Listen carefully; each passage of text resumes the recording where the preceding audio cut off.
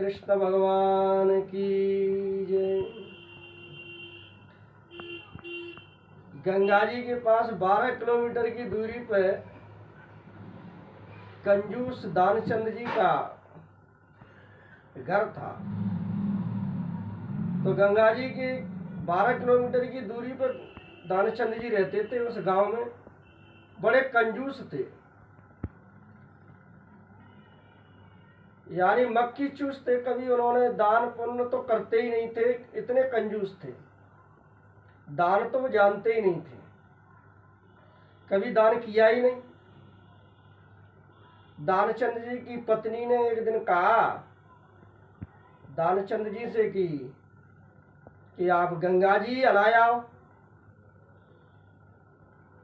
कि ये बात तो आपने ठीक कही है, गंगा जी तो जरूर नहाने जाएंगे। तो दानचंद जी गंगा जी के लिए चल दिए स्नान करने को। उनके गांव से 12 किलोमीटर गंगा जी थी। अब दानचंद जी विचार करने लगे कि घाट पे जाएंगे तो घाट पे तो पंडा बैठे मिलेंगे, और पंडा हर घाट पे बैठे, बिना पैसे की तो कोई बात ही ना हो। आओ जजमान, आओ जजमान।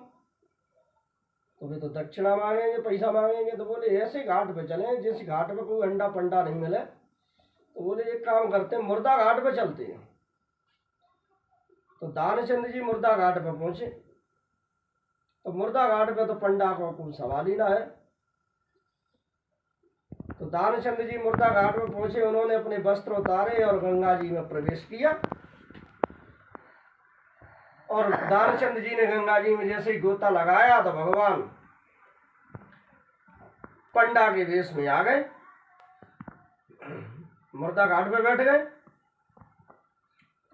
दानचंद जी ने देखा कि यहाँ पंडा का क्या काम मुर्दा घाट पे, चलो पूछते हैं। दानचंद जी ने पूछा कि पंडा जी आप यहाँ कैसे। तो पंडा जी ने कहा कि हम तो जाई घाट पर रहे और तुम बार को सेठ आ जाता है तो दान कर जाता है तो हमारे साल भर का गुजारा हो जाता है।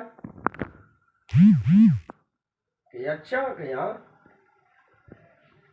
दानचंद जी बोले मैं तो दान करने वाला नहीं, मैं एक धेला भी दान नहीं दूंगा। कि अच्छा कि हाँ। तो भगवान ने कहा दानचंद जी से तो एक काम करो कि उधारी कर दो, जब हो तो आप दे देना, जब है जाए तब। तो ठीक है। तो पहले एक आना 1 पैसा चलता था तो एक धेला दानचंद जी ने वो दक्षिणा उधार कर दी, उधारी हो गई। बोले कि ये उधार रही। ये ठीक है। दानचंद जी अपने घर चले गए। तो उन्होंने घर पे जाके पत्नी से कहा कि मैं तो गंगा जी स्नान कर आया, नहाया आया। कि ठीक है। कुछ दिनों के बाद वहां भगवान पंडा के वेश में पहुंचे। तो उन्होंने कहा हर हर महादेव, ओम नमः शिवाय। दानचंद जी ने कहा अपनी पत्नी जी से कि देखना बाहर कौन है। कि पंडा जी खड़े हैं। कि पूछो कि पंडा जी कहाँ से आए। कि गंगा जी से आए। कि ये दानचंद जी का मकान है। कि हाँ जी। तो दानचंद जी से बोल दो कि गंगा जी से पंडा जी आए। पत्नी जी ने कहा दानचंद जी से कि स्वामी की गंगा जी से पंडा जी आए और ये कह रहे हैं दानचंद जी का मकान यही है। दानचंद जी समझ गए। उन्होंने कहा कि पंडा जी से ये कह दो कि उनकी तबीयत खराब है, उनको बुखार तेज चढ़ा हुआ है, 2-4 दिन बाद आना। कि ठीक है। कि पंडा जी आप 2-4 दिन बाद आना, उनकी तबीयत ज्यादा खराब है। तो बोले कि हम जब संकल्प का क्या होगा। जब हमारे जजमान की तबीयत खराब है, बुखार है, तो रुकना जरूरी है, चलो रुके जाते हैं। जब जजमान की तबीयत ठीक हो जाएगी तब चले जाएंगे। दानचंद जी ने कहा ये तो रुक गया, अब क्या करें। पत्नी जी से कहा कि ये कह दो कि दानचंद जी तो मर गए। पत्नी जी ने कहा पंडा जी से कि दानचंद जी तो मर गए। दानचंद मर गए। तो बोले संकल्प का क्या होगा। जब हमारा जजमान ही मर गया तो ऐसे में जाना फिर ठीक नहीं है। तो पंडा जी वहां रुक गए, बोले कि अब पूरा काम ही करके जाएंगे। तो पत्नी जी ने कहा दानचंद जी की ने कि अब क्या होगा। तो पंडा जी ने कहा सब व्यवस्था हो जाएगी, सब प्रबंध हो जाएगा, आप चिंता मत करो।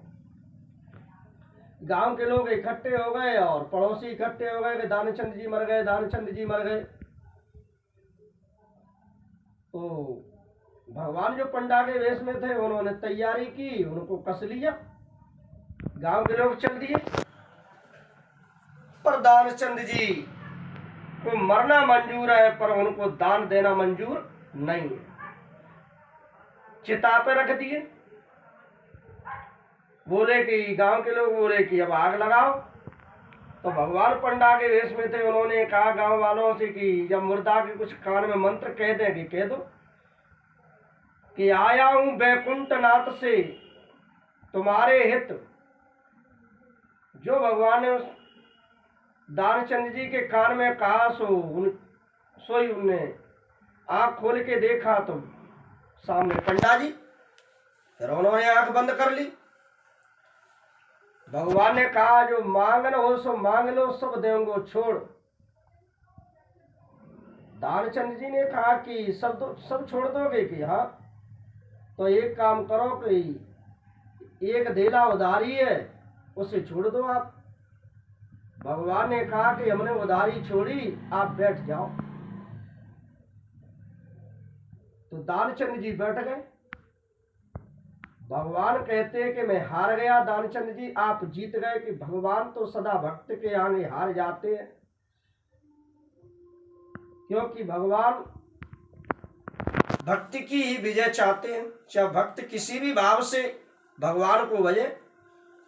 अहम भक्त पराधीनो ह स्वतंत्र एवं द्विजा, मैं हूं भगतन को दास, भगत मेरे मुकुटमणि।